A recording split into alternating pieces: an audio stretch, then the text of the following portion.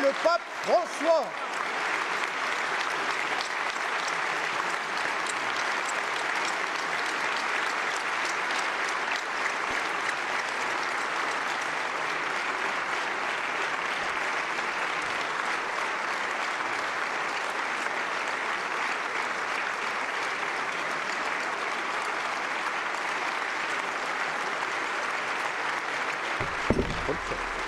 Bitte nehmen Sie Platz.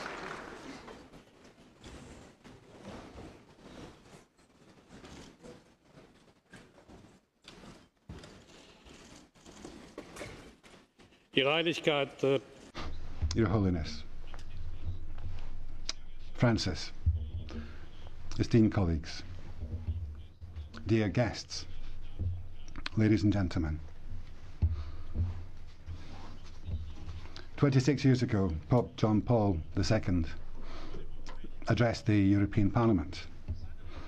His speech was a milestone on the path to the fall of the Iron Curtain and the beginning of the process of reunification of Europe today. You, Pope Francis, are addressing a European Parliament whose members represent more than 500 million people from 28 countries. And the members of this House represent the diversity and the variety of Europe. Over the past 6 years, Europe has seen a dramatic and unparalleled, unprecedented crisis which has had serious after effects. Particularly dramatic has been the loss of confidence of people in their institutions, both at national and at European level. And this loss of confidence is tremendous. However, without confidence and trust, no institutions can persist on a permanent basis. And therefore, the cooperation of everyone is required in order to regain that trust and that confidence. In that sense, the concerns of the European Union and its institutions, and those of the Catholic Church, to a large extent, proceed in tandem, hand in hand. The values of tolerance, of respect, of equality, of solidarity and peace are part and parcel of our common goal, our common task. The European Union stands for standing together, being together and not exclusion. Young people have difficulty in finding a job and finding their place in society. And people are looking for a better future for themselves and for their children. People are fleeing war and disaster. People are looking to the institutions for protection, social justice, the unfair distribution of wealth and opportunities in life, the situation of old people in our societies, peace and war, the immediate neighbourhood of the European Union as well. In all of these areas, we are facing common challenges, shared challenges. Your Holiness, your words have tremendous significance, not just because you are the religious leader of more than 1 billion Catholics. Your words have tremendous significance and meaning because they address all of us. They speak to all of us. They are directed and addressed to all of us. And they are valid for all of us. The topics, the themes which you address are ones which are of concern to all of us. They are, in that sense, universal. Your words provide a guide, leadership, at a time of a lack of guidance and leadership and counsel. Your words of peace, of dialogue, of integrity and shared responsibility for our fellow man and woman. All of these things remind us very forcibly that we have a common task and we must find common solutions to them, that we are stronger united than we are taken separately. Your message is a very European message, and it's on that is based the very idea which informs European unification. And your backstory is Europe's backstory, the story of a family which left Europe and sought a new homeland in Latin America, in South America. Is a history of a Pope who came from the other side of the Atlantic and has come from there to reform the Church and to lead the faithful. It can serve as an example to all of us and can help Europe to renew itself and to reform itself.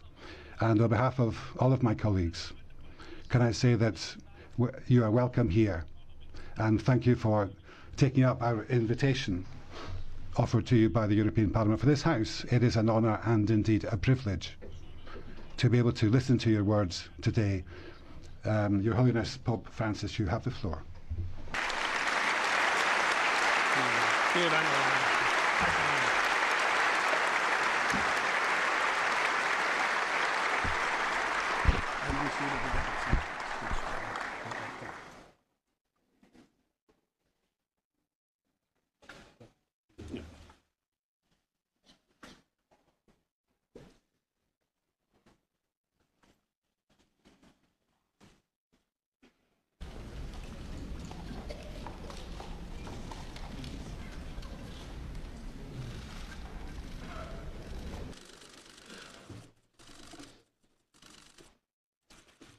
Señor Presidente, Mr. President, Vice Presidents, members of the European Parliament, all of you working in various capacities in this House, friends,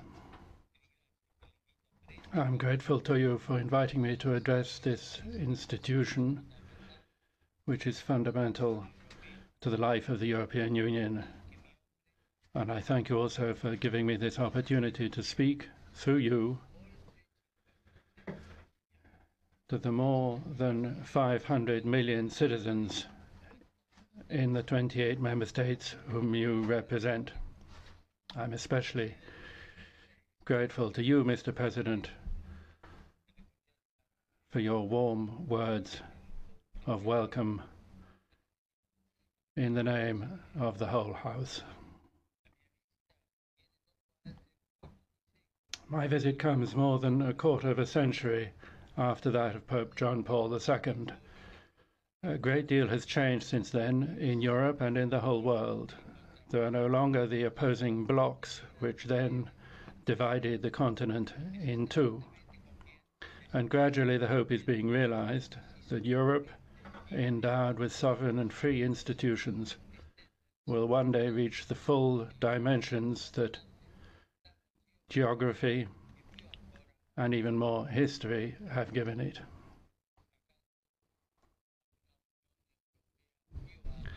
As the European Union has expanded, the world itself has become more complex and ever-changing. Increasingly interconnected and global, it has, as a consequence, become less and less Eurocentric. Despite a larger and stronger union, Europe gives the impression of being aged and weary, feeling less and less a protagonist in a world which frequently looks on it with aloofness, with mistrust, and even at times with suspicion. As I speak to you today, I would like, as a pastor, to offer a message of hope and encouragement to all the citizens of Europe. It's a message of hope based on the confidence that our problems can become powerful forces for unity in working to overcome all those fears which Europe, together with the entire world, is experiencing at the moment. It's a message of hope in the Lord, who turns evil into good and death into life. It's a message of encouragement to return to the firm conviction of the founders of the European Union, who wanted a future based on the capacity to work together in bridging divisions and in fostering peace and fellowship between all the peoples of this continent. At the heart of this ambitious political project was confidence in man. Not so much man as citizen or as economic agent, but in men and women as persons endowed with transcendent dignity. I feel bound to stress the close bond that exists between these two words, dignity and transcendent. Dignity was the key word in the process of rebuilding which followed the Second World War. Our recent past has been marked by the concern, unquestioned, to protect human dignity, in contrast to the manifold instances of violence and discrimination which, even in Europe, occurred over the centuries. Recognition of the importance of human rights came about as the result of a long process, entailing also a great deal of suffering and sacrifice, which helped shape an awareness of the unique worth of each individual human person. This awareness was grounded not only in historical events, but above all in European thought, characterized by an enriching encounter whose distant springs are many, coming from Greece and Rome, from Celtic, Germanic and Slavic sources, and from Christianity, which profoundly shaped them, thus forging the very concept of the person. Today, the promotion of human rights is central to the commitment of the European Union to advance the dignity of the person, both within the Union and in its relations with other countries. This is an important and praiseworthy commitment, because there are still too many situations in which human beings are being treated as objects whose conception, whose configuration, and whose utility can be programmed, and who can then be thrown away when they're no longer useful, because they're weak, because they're sick, or because they're old. What kind of dignity can there be without the possibility of freely expressing one's thought or professing without limit one's own religious faith? What dignity can there be without a clear juridical framework which limits the rule of force and enables the rule of law to prevail over the power of tyranny? What dignity can there ever be if men and women are subjected to all kinds of discrimination? And what dignity can a person ever hope to find when he or she lacks food and the bare essentials for survival, and worse yet, doesn't have the work which confers dignity?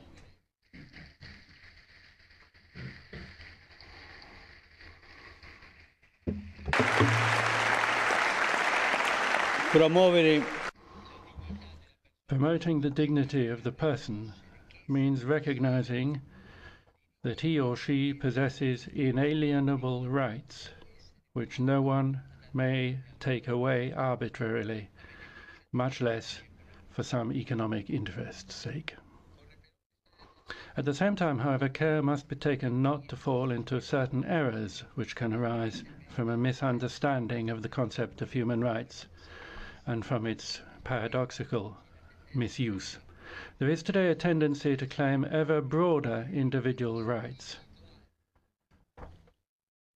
and I'm tempted to say individualistic rights.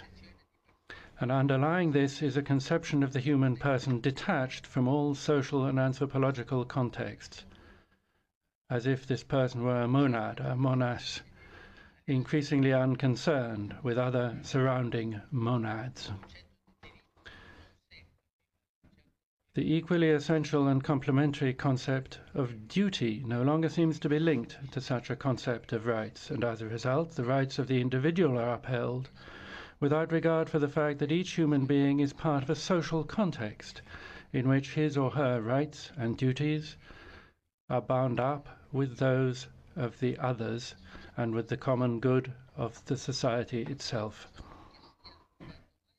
So I think it's vital to develop today a culture of human rights which intelligently links the individual, or rather the personal dimension, to the dimension of the common good, the dimension of the all of us made up of individuals and families and intermediate groups who together constitute society.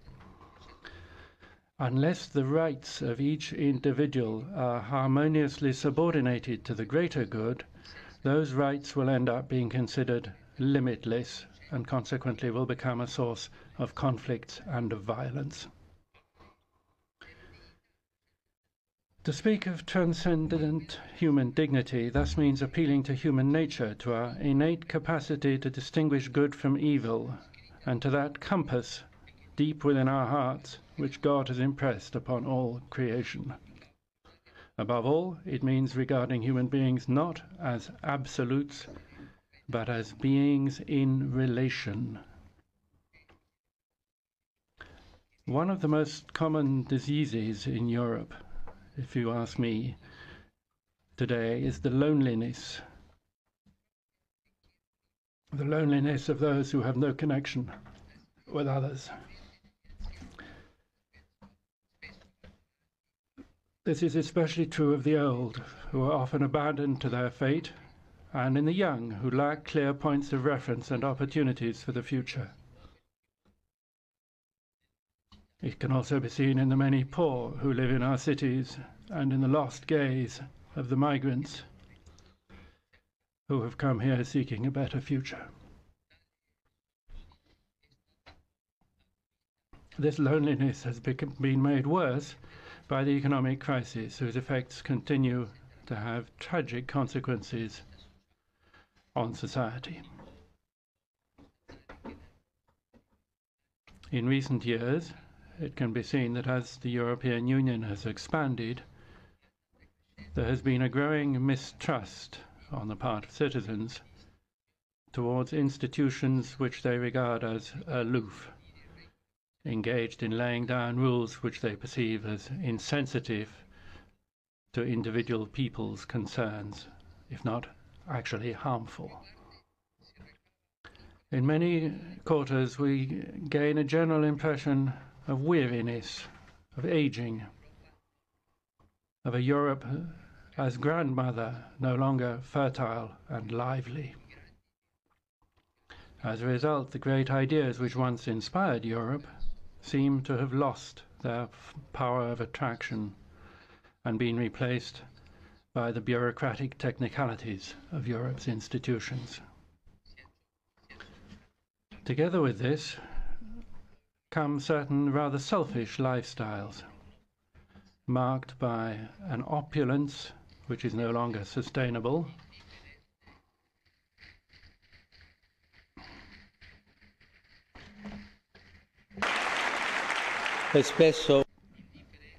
and which is frequently indifferent to the world around us, and especially to the poorest.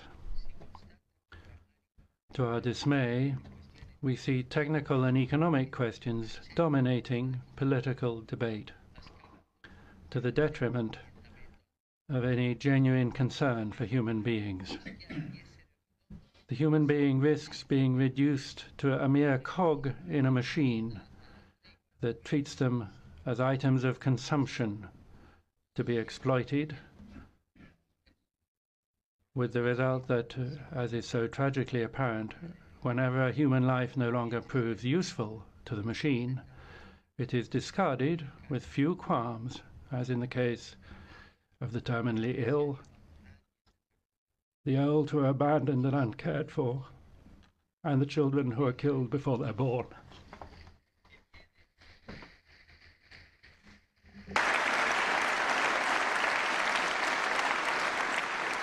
È il grande equivoco.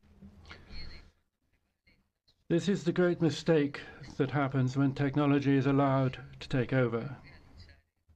The result is a confusion between ends and means. It's the inevitable consequence of a throwaway culture and of uncontrolled consumerism. If, on the other hand, we uphold the dignity of the person, that means that we're acknowledging the value of human life, which is freely given us and hence cannot be an object of trade or of commerce. And you, as members of Parliament, are called to a great mission, which may at times seem an impossible one, to tend to the needs and the fragilities of individuals and of peoples, to tend to those in need. That takes strength and tenderness. It takes effort and generosity in the midst of a functionalistic and private mindset, which inexorably leads to this throwaway culture. To care for individuals and peoples in need means protecting memory and hope. It means taking responsibility for the present with its situations of marginalization and anguish, and it means being capable of bestowing dignity upon that. So how can hope be restored in the future, so that, beginning with the younger generations, there can be a return of that confidence that is needed to pursue the great ideal of a united and peaceful Europe, a creative and resourceful Europe, one that is respectful of rights and conscious of its duties? To answer that question, I'm going to use an image. One of the most famous frescoes by Raphael in the Vatican depicts the so-called School of Athens. In the center are Plato and Aristotle. Plato's finger is pointed upward to the world of ideas, to the sky, to heaven, as one might say. Aristotle holds his hand out in front of him, towards the viewer, towards the world, towards concrete reality. I think it's a very apt image of Europe and Europe's history, made up of the constant interplay, as it is, between heaven and earth, where heaven indicates openness to the transcendent, to God, which has always distinguished the peoples of Europe, and the earth represents Europe's practical, its concrete ability to face situations and problems. The future of Europe depends on the recovery of the vital connection, the inseparable connection between these two elements. A Europe which is no longer open to the transcendent dimension of life is a Europe which risks slowly losing its own soul and that humanistic spirit which it yet loves and defends. Taking as a starting point this opening to the transcendent, I would like to reaffirm the centrality of the human person, which otherwise is at the mercy of the fashions and the powers of the moment. I consider fundamental not only the legacy that Christianity has offered in the past to the social and cultural formation of the continent, but also, and above all, the contribution which Christianity has to offer today and in the future to Europe's growth. That contribution doesn't represent a threat to the secularity of states or to the independence of the institutions of the Union, but rather an enrichment to them.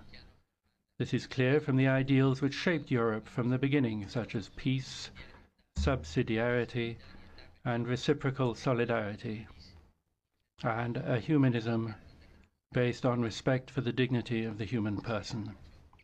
So I should like to reiterate the readiness of the Holy See and the Catholic Church, through the Commission of the Bishops' Conferences of Europe, to engage in a meaningful, open and transparent dialogue with the institutions of the European Union. I'm likewise convinced that a Europe which is capable of appreciating its religious roots and of grasping their fruitfulness and their potential will be all the more able to resist the many forms of extremism which are spreading in today's world, not least as a result of the great vacuum of ideals which we're currently seeing in the West, since it is precisely man's forgetfulness of God and his failure to give him glory which gives rise to violence.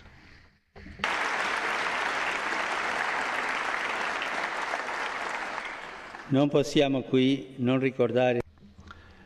I cannot fail to recall in this connection the many instances of injustice and persecution which daily afflict religious minorities, and particularly Christians, in various parts of the world.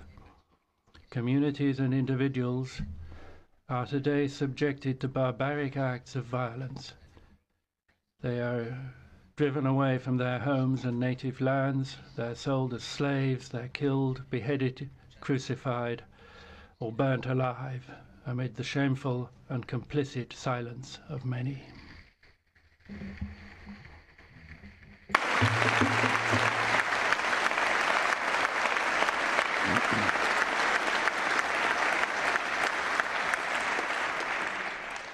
Il motto dell'Unione Europea. The motto of the European Union is united in diversity. But unity doesn't mean uniformity of political, economic and cultural life or of ways of thinking. In point of fact, all real unity draws from the rich diversities which make it up. And in this sense, it's like a family, which is all the more united when each of its members is free to be fully himself or herself without fear. I consider Europe as a family of peoples who will sense the closeness of the institutions of the Union when these institutions are able, if these institutions are able wisely to combine the desired ideal of unity with the diversity proper to each people, cherishing particular traditions, acknowledging past history and its roots, liberated from the many manipulations and the many phobias. Affirming the centrality of the human person means, above all, allowing that person to express freely their individuality and their creativity, both as individuals and as peoples. At the same time, the specific features of each person represent an authentic richness to the degree that they are placed at the service of all. It always needs to be remembered that the proper configuration of the European Union is based on the principles of solidarity and subsidiarity, so that mutual assistance can prevail and progress can be made on the basis of mutual trust. Within this dynamic of unity and particularity, you, ladies and gentlemen of the European Parliament, bear the responsibility of keeping democracy alive for the peoples of Europe. It's no secret that a conception of unity seen as uniformity strikes at the vitality of the democratic system, weakening the rich, fruitful and constructive interplay of organizations and political parties. This leads to the risk of living in a world of ideas, of mere words, of images, of sophistry, and to end up confusing the reality of democracy with a new political nominalism. Keeping democracy alive in Europe requires that we avoid the many globalizing trends that dilute reality. Angelic purism, dictatorial relativism, ahistorical fundamentalism, ethical systems with no kindness, and intellectualism with no wisdom. Keeping democracies alive is a challenge at this historic moment.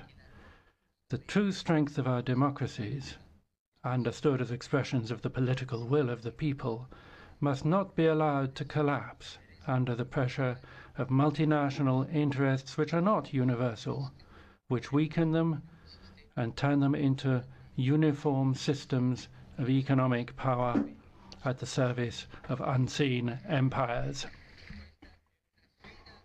This is one of the challenges which history places you before today. To give Europe hope means more than simply acknowledging the centrality of the human person. It also implies nurturing the gifts of each man and woman. It means investing in individuals and in those settings in which their talents are shaped and flourish. The first such area is certainly that of education, beginning with the family, the fundamental cell and most precious element. The family, united, fruitful, and indissoluble, possesses the elements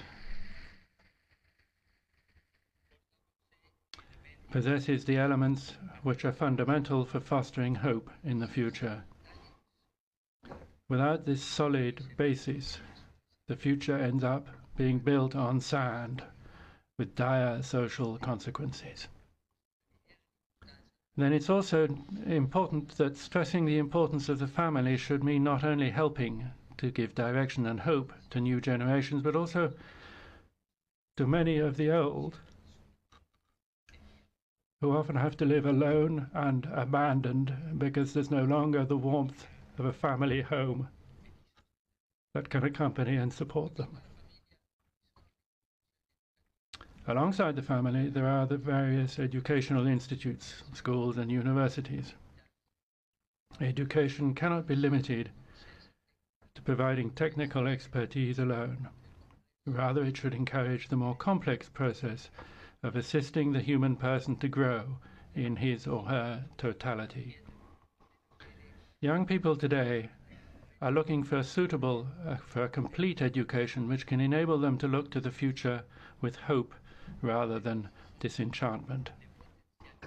There is so much creative potential in Europe in the various fields of scientific research, some of which are yet to be fully explored. We need only think, for example, of alternative sources of energy, the development of which will greatly assist the protection of the environment.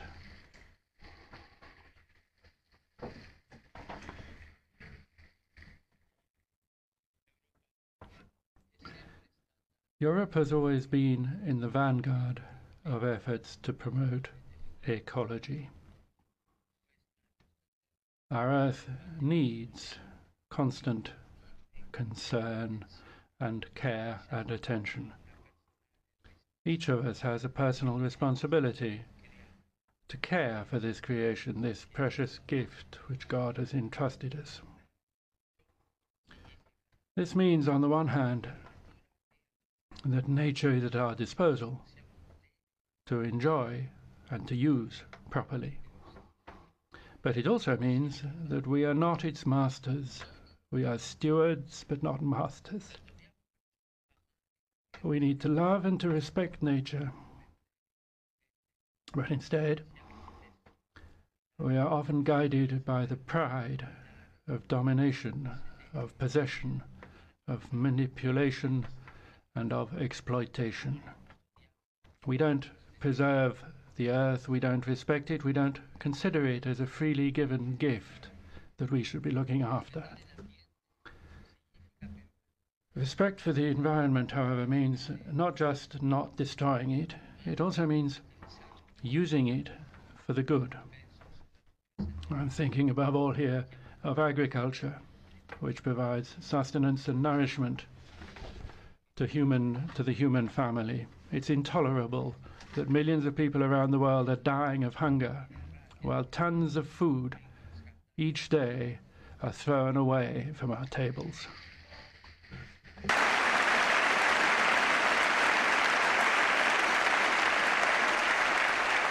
Inoltre, rispettare la Respect for nature also means recognizing that man himself is a fundamental part of nature. Along with an environmental ecology, there's also a need for a human ecology consisting in respect for the person, and that's what I've tried to evoke in addressing you today. The second area in which people's talents flourish is that of work. It's time to promote policies which create employment, but above all, there's a need now to restore dignity to work by ensuring proper working conditions.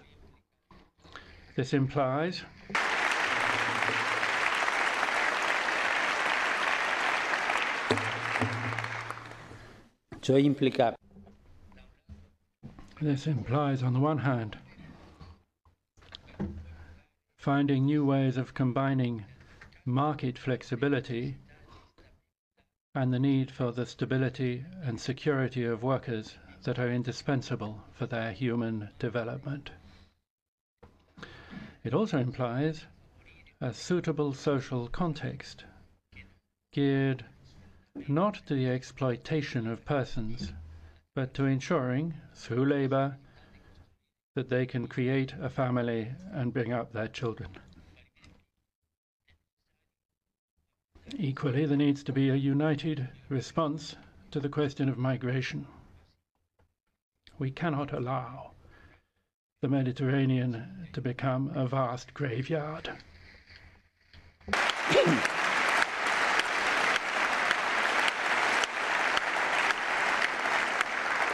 sui balconi che giungono.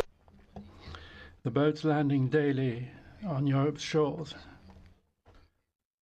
are filled with men and women who need acceptance and assistance.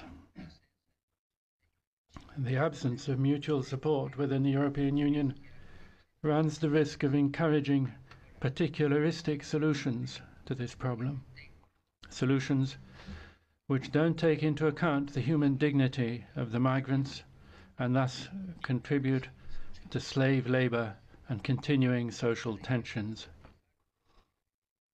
Europe will be able to confront the problems associated with immigration only if it is capable of clearly asserting its own cultural identity and enacting proper legislation that protects at the same time the rights of European citizens and ensures the acceptance of immigrants.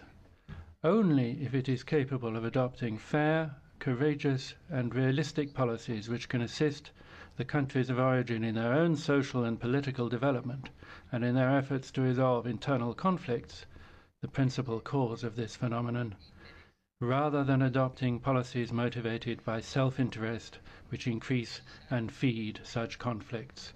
We need to act on the causes and not only on the effects.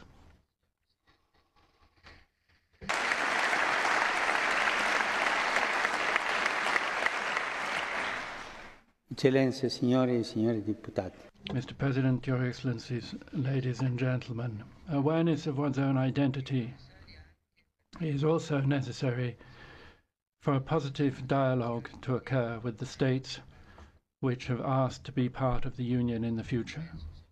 I think especially of those in the Balkans, for which membership of the European Union could be a response to their desire for peace in a region which has greatly suffered from conflicts in the past.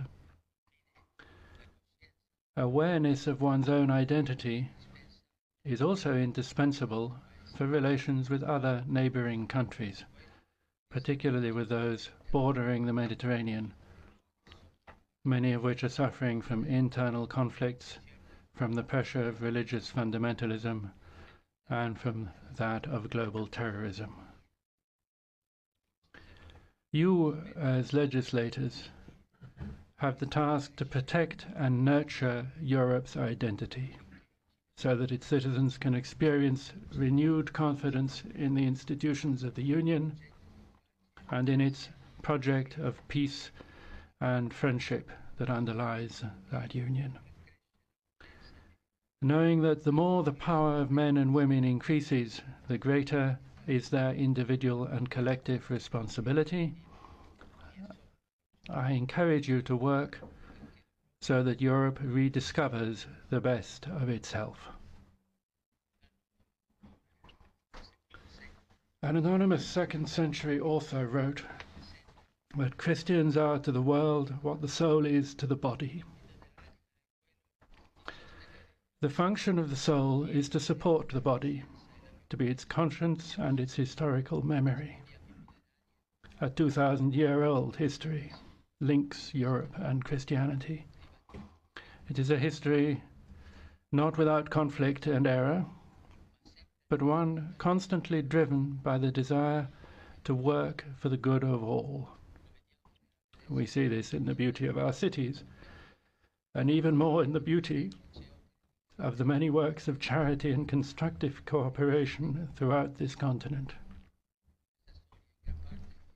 This is a history in large part still to be written. It's our present, and it's also our future. It's our identity. Europe urgently needs to recover its true features in order to grow, as its founders intended, in peace and harmony, so that it can be itself, and since it is not yet free of conflicts. Dear members of the European Parliament, the time has come to work together to build a Europe which revolves not around the economy but around the sacred nature of the human person and around inalienable values. L'Europa che abbraccia con coraggio. In building a Europe which courageously embraces its past and confidently looks to its future in order fully to experience the hope of its present. The time has come for us to abandon the idea of Europe, fearful and self-absorbed, in order to revive and encourage a Europe of leadership, a repository of science, art, music, human values and faith. A Europe which looks to the heavens and pursues ideals, a Europe which cares for, which defends and which protects every man and woman, a Europe which moves on safe ground, a precious point of reference for all humanity. Thank you.